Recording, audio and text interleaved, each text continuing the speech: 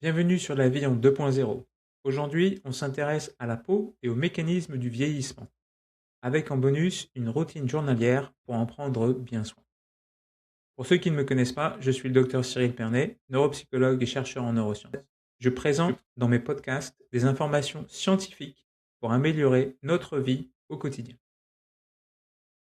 Pour comprendre comment prendre soin de sa peau, il faut différencier deux types de tissus, l'épiderme et le derme. L'épiderme, c'est la couche externe. Il forme la barrière, limite la perte d'eau, protège contre les irritants, les microbes, les UV et contient les kératinocytes ainsi que les mélanocytes.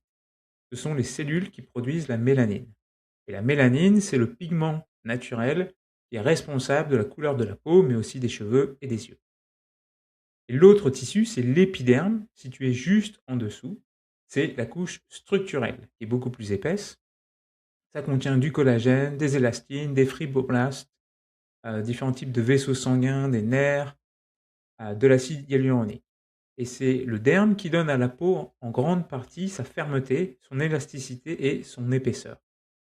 Anatomiquement, la peau c'est aussi constitué d'une troisième couche plus profonde, l'hypoderme, ou tissu sous-cutané, constitué de gras et de tissus conjonctifs, mais cela ne nous concerne pas en termes de traitement quotidien.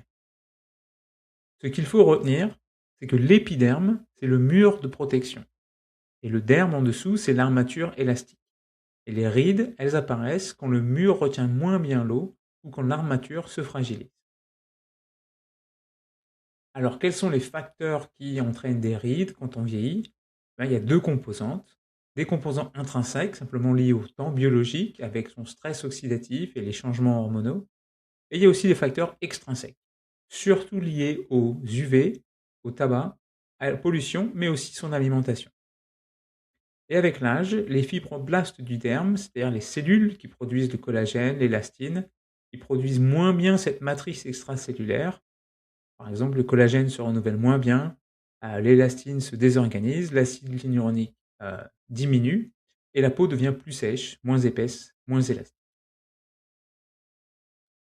Et les UV, comme facteurs externes, c'est vraiment ce qui influence le plus fortement ce processus. Parce que ça va provoquer des espèces réactives de l'oxygène, des dommages à l'ADN, aussi des inflammations locales, et l'activation d'enzymes qui vont dégrader le collagène. Le résultat visible est ce qu'on appelle le photovieillissement.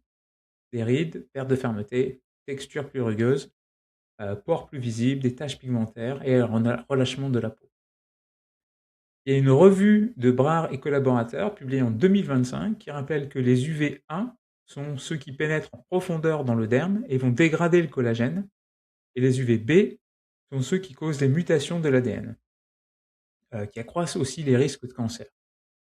Et leurs recommandations sont d'utiliser des facteurs de protection 50 et au-delà quand on a des peaux claires, comme par exemple moi, ou 30 pour des gens qui ont les peaux foncées. Les taches de soleil, on voit aussi quand on s'expose beaucoup au soleil, c'est pas juste avoir trop de mélanine. En fait, c'est lié à l'exposition chronique aux UV qui vont perturber la communication entre kératinocytes et mélanocytes, et ça crée des inflammations locales, ce qui endommage la réparation cellulaire. Ça conduit à une production et une rétention irrégulière de la mélanine. C'est ça qu'on voit comme des taches. Alors, comment bien prendre soin de sa peau au quotidien? En fait, le matin et le soir. Le matin, il faut commencer avec un nettoyage doux, évidemment, pour retirer le sébum et la sueur de la nuit, mais sans abîmer la couche supérieure de l'épiderme. Ça veut dire quoi? Ça veut dire que quand on se lave, il faut que la peau ne tire pas après le lavage. Ensuite, la recommandation, c'est d'appliquer de la vitamine C. Il y a une revue publiée en 2017 par Aliamet Zichenchang qui explique que la vitamine C, c'est le meilleur antioxydant pour lutter contre la pollution et les UV. Ça participe aussi à la production et à la stabilisation du collagène et réduit sa dégradation. Et enfin, ça va réduire les irrégularités pigmentaires en régulant la production des mélanocytes. Ma recommandation, c'est d'appliquer plutôt une lotion, donc quelque chose de très liquide, qui va avoir aussi une concentration plus élevée. Une fois qu'on a appliqué la lotion et que la peau a séché, on applique une crème riche pour hydrater et limiter la perte d'eau. Il s'agit des graisses assez grasses car elles contiennent des émollients et des occlusifs. Ça crée une barrière supplémentaire contre les agressions externes, ça retient mieux l'eau comme je le disais. Et toutes les crèmes qui contiennent les molécules qu'on nous vend dans les publicités, céramide, beurre de karité, pétrolatum et autres acides gras, c'est le type de crème qu'il faut appliquer. Enfin, avant de sortir, je rappelle que s'il y a du soleil, il faut appliquer en plus de votre crème hydratante, une crème solaire pour se protéger des UV. L'Organisation mondiale de la santé indique que 80% des cancers cutanés pourraient être évités en utilisant lunettes, chapeaux et crème. D'ailleurs, il y a un très bon article de Azim et al. Paru en 2025 dans le journal de l'Académie américaine de dermatologie sur les mécanismes d'action des crèmes solaires. Donc comme indiqué, des facteurs entre 30 et 50, appliqués 15 minutes avant de s'exposer au soleil et ensuite, ils recommandent de l'appliquer toutes les 2 heures. Pour plus d'informations sur les crèmes solaires et encore plus si vous allez vous baigner, je vous renvoie à mon podcast sur la plage. Alors le soir, qu'est-ce qu'il faut faire? De nouveau, on recommence par un nettoyage doux et on le suit d'un traitement. Cette fois-ci, je recommande d'alterner l'application d'acide glycolique qui donne une exfoliation superficielle, améliore la texture de la peau et peut aider contre certaines taches superficielles. Et d'autres jours, appliquer du rétinol ou des rétinoïdes qui réduisent le photovieillissement. Là encore, terminer par une crème hydratante qui va sceller l'acide glycolique ou le rétinol, mais à l'inverse du matin, favoriser plutôt des crèmes légères à base d'eau. Donc la peau vieillit à cause de 2 systèmes qui se fatiguent.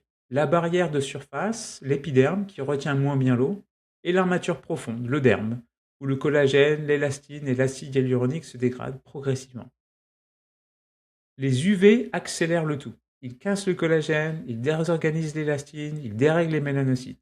Et c'est ça qui nous donne des rides et le relâchement et des taches. Et une bonne routine, donc, n'a rien de magique. Le matin, on protège, la vitamine C, l'hydratation, l'écran solaire. Et le soir, on répare ou on stimule prudemment. Nettoyage, rétinoïdes, acide glycolique et hydratation. Mais le produit anti-âge numéro 1, ça reste la crème solaire. Le reste, ça aide, mais ça ne compensera jamais les dégradations dues aux UV. J'espère que ce podcast vous a plu et que vous avez trouvé ici des informations utiles pour votre santé. Pensez à souscrire et n'hésitez pas à laisser des commentaires sur YouTube.